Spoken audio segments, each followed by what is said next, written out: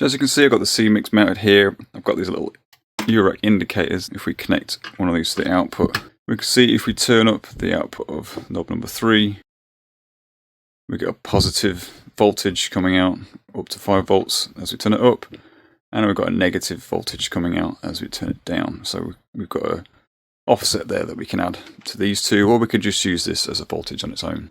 So the CMIX is mostly designed to work with CV signals, but I can also connect it to audio. So this is going to our audio output. If I connect to one of the drone outputs from here into one of the inputs, as we turn it up, we'll be able to hear it. And then we can connect another signal to one of the other inputs.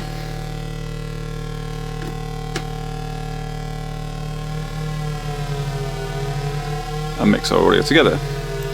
So the center is going to be off, and below that we'll get an inverted version of our audio.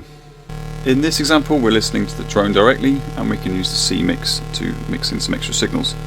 Something I can do is just take the output, plug that directly into pitch here on the oscillator that we're listening to, and just turn up number 3.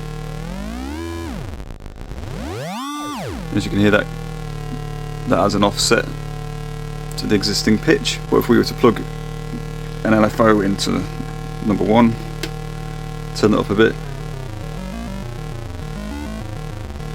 that's this LFO. We can mix in a bit of another LFO on 2. It's now a combination of both of these LFOs, and then we can offset it with the third knob.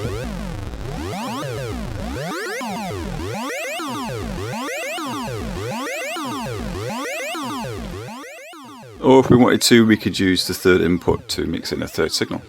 So in this example, I'm taking the output from the CMIX to trigger the gate on the Behringer's envelope. The output has been duplicated through this mult just so that we can see on this indicator what it's doing, and that's being sent to the pitch on this drone.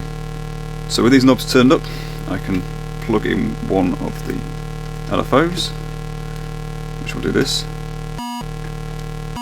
When this voltage is high enough, that's going to trigger this envelope and we can see it.